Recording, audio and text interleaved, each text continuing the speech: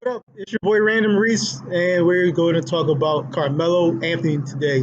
He's back in the topics. Recently had an interview with Stephen A. Smith a couple weeks ago, pretty much pleading his case for a last run with the team. Then yesterday, Royce White, he was drafted by the Rockets, but never really played in the NBA because he had anxiety issues about traveling and a lot of other um, mentally disabilities that prevented him from playing in the NBA.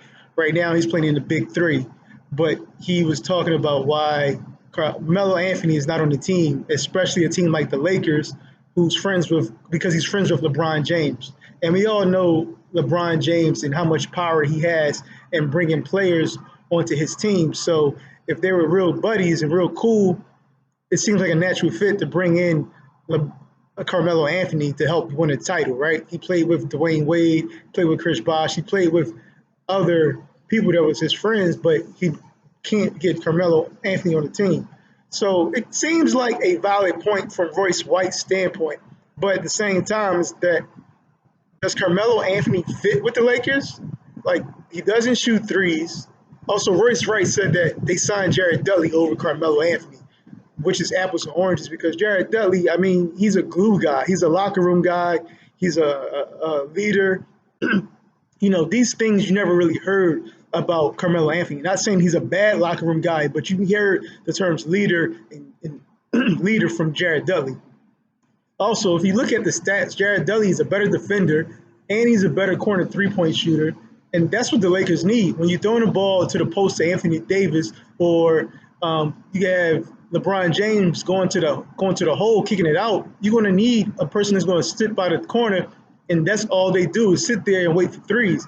And Jared Dudley has proven to be really good in that role. Carmelo Anthony has not proved to be a good spot-up shooter.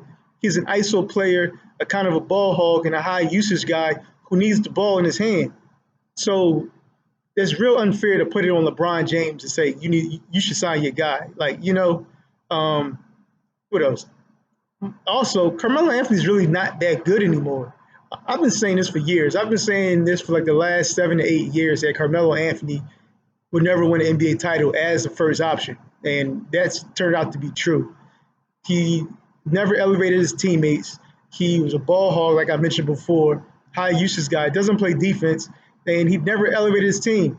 People say, oh, Carmelo Anthony never had the talent around him, so he could never really win a championship. Now, when I say elevate your team, it doesn't necessarily mean to win a championship.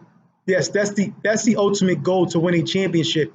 But some guys, you look at the talent around them, and then they maximize that talent. They go to the Eastern Conference Finals or the Western Conference Finals. They upset a team here, or they beat a team that has equal talent as them.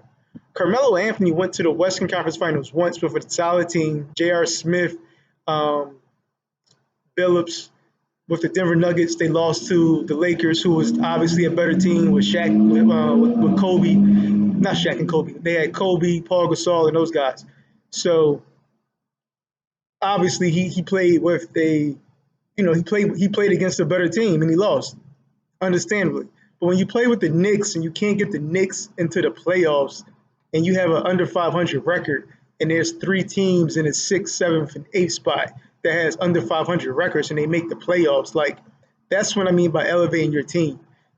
For basketball, if you're a superstar player, even all-star caliber player, you should get your team to the playoffs, especially when the league or your conference is weak. And the East was a lot weaker 5 or 6 years ago than it is now. Now it's pretty solid. It's not as even as the West. The West goes like 10, 11 deep. The East goes like 7, 8 deep. But even 8, 9, 8, 10, 8 and 9, they should still be over 500 this year. But when Carmelo first got to the Knicks, a lot of those teams was under 500. There was a lot of bad teams in the East back then. So where does Carmelo play? Where does he get his farewell tour at? You know, he can't play for a young team like Charlotte or the Hawks because he's going to take away shots. He's going to want to play and want to make the playoffs. He's going to impede development of young players. Now, some veteran teams like the Sixers, not veteran teams, but some title contenders like the Sixers thought about bringing him in, as a veteran presence and a scorer off the bench, but they were scared that he would want the ball way too much and impede progress there and not help them win a championship. Doesn't play defense. I'm going to keep saying that over and over again. And he doesn't shoot threes. In this league, you need 3-point shooters. So where does he go? Like, honestly, the best bet for Carmelo Anthony is to go to China. Everybody's like, he has a lot of talent. Don't get me wrong. He should be, if talent wise, if you rank all the players from each team, talent wise, he's in the top 50 easy. Top 50, top 75 easy. But skill set and where does he fit? He doesn't fit anywhere. Like, he's not going to draw a box office anymore. He's not going to get out there and give you 30. Like, I mean, his number one goal, his number one thing as a player was scoring. And he can't really do that as efficiently as he used to be. So you really can't rely on that. So I think he should go overseas. You look at Marbury, and he went to China and won a couple championships and became an iconic player over there. He has a statue. He's going to live there forever. He loves his life now. He went to the Knicks. He went back home. He tried to do that. It didn't work. He got traded different places. He got swapped for Jason Kidd, and he got swapped for Marbury and all these other players. And you see, like, sometimes you trade one player, and that team gets elevated because their skill set fits better on a certain team. He got swapped for Jason Kidd, and he took the Suns to the playoffs. So when you look at certain skill sets, they don't elevate the game. They don't make you a winning team. And so Carmelo Anthony was never a winning player. He was all about scoring, which he wasn't even that great of if you think about it. He has one scoring title in his entire career. So when you think of like great scorers like Iverson, Jordan, Kevin Durant, all of these guys have multiple scoring titles. So you think of Carmelo as a great scorer, but he only has one scoring title. And he's never averaged over 30 points a game. Never averaged over 30 points a game. So when you think of great scorers, like, I don't even think he's that great of a scorer. He just was like a high usage guy who shot the ball a lot. He had a lot of moves, and you couldn't really stop him, but he would average 28 points on 20 shots. That's not good. I think if you give any player of that caliber the green light with no other second banana on your team, they should get you 28 points easy. You know? So going back to going over to China, his skill set will be fine over there. He'll be a great player with a lot of skills. He can score as much as he wants.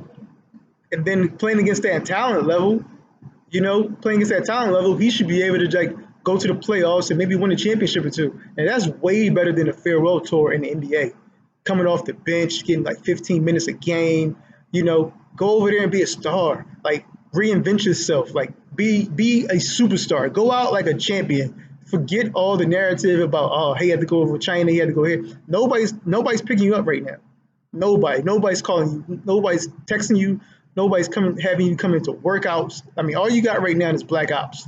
You know what I mean? Like, you balling in the summer league, you balling in these pickup games, but you're not really doing anything.